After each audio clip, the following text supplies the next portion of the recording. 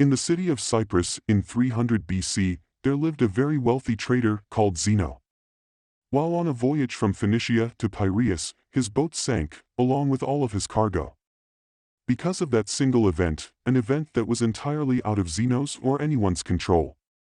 This very wealthy man suddenly became poor in an instant. Imagine you were Zeno. How would you react to your entire life's work getting flushed down the drain by the sheer force of nature? What is the proper reaction? Would you be angry? Sad? Would you feel life has cheated you?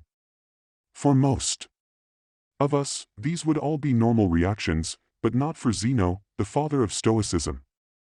One small change lasts an eternity, and one small reframing of your mindset can cascade into larger and more impactful changes later down the line. The core of Stoicism is the very definition of acceptance and indifference. After reading the works of Socrates and other great philosophers, Zeno created and taught Stoicism.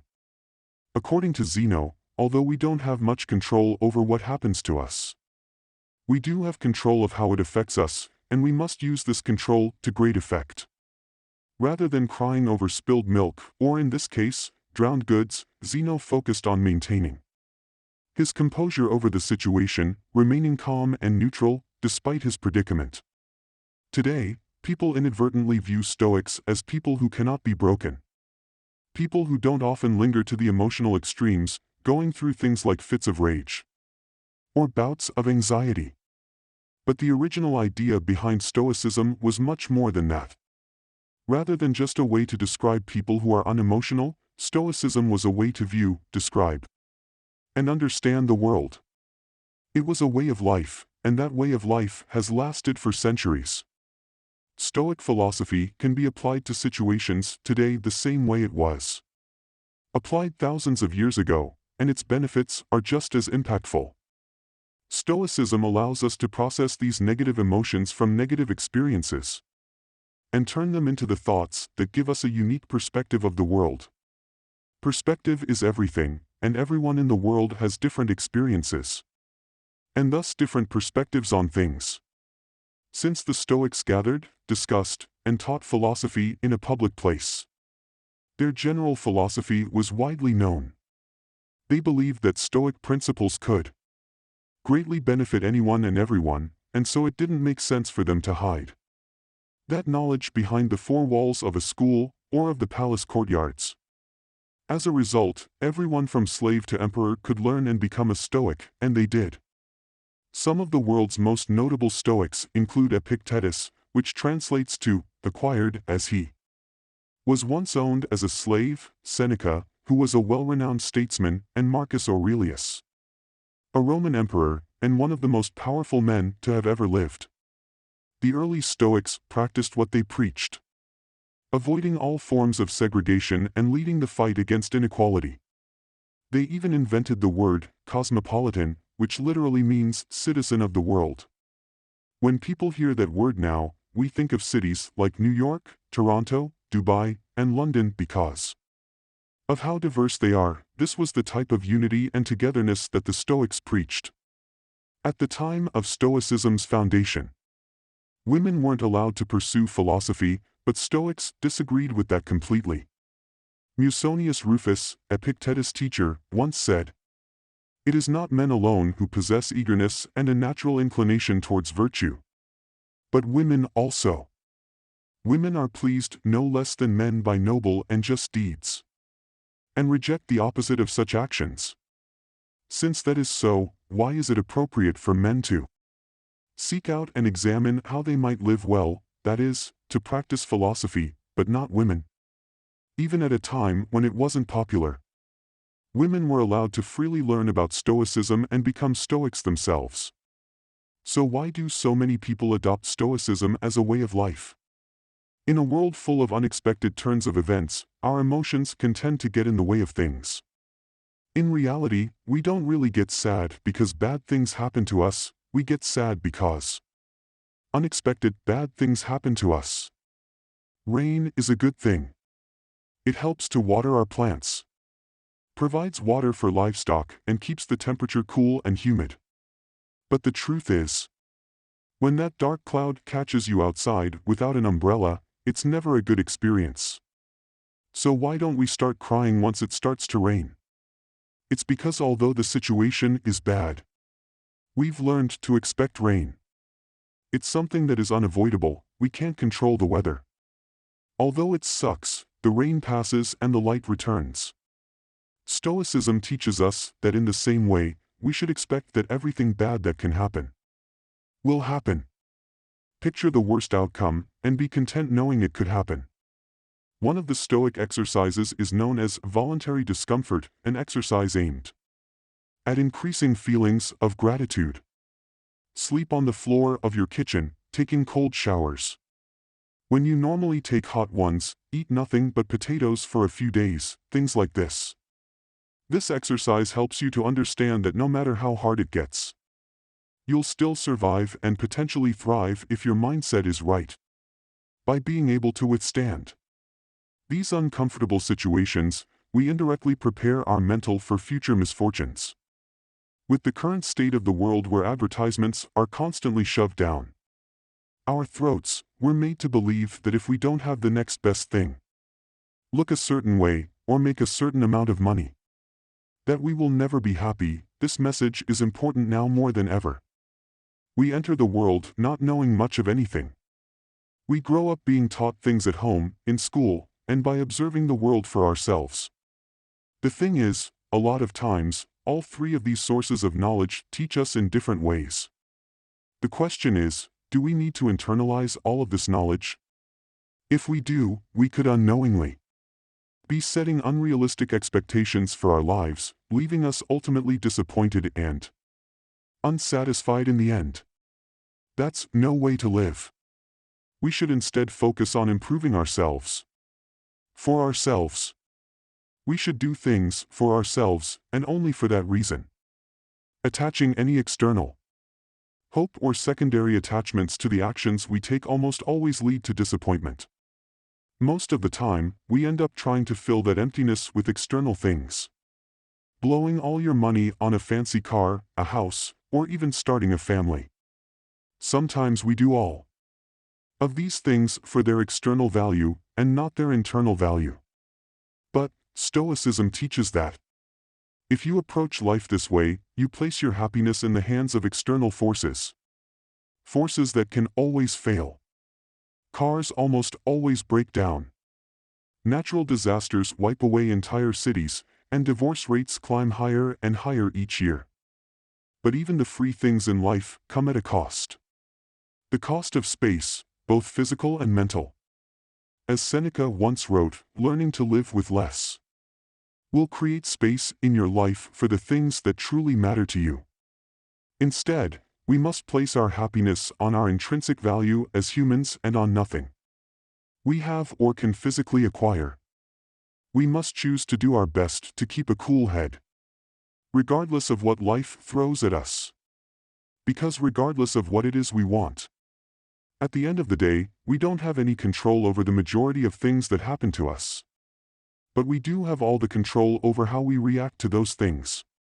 That is the dichotomy of control, the most important principle in Stoic philosophy. In the words of Epictetus, the chief task in life is simply this: to identify and separate matters so that I can say clearly to myself which are externals not under my control, and which have to do with the choices I actually control. Stoics teach that we must learn to separate what we can control from what we cannot control. We need to determine our value not from things we can't control, but from the things we can. Striving towards goals is a good trait. But breaking down when those things don't go your way is, in a Stoic's point of view, useless.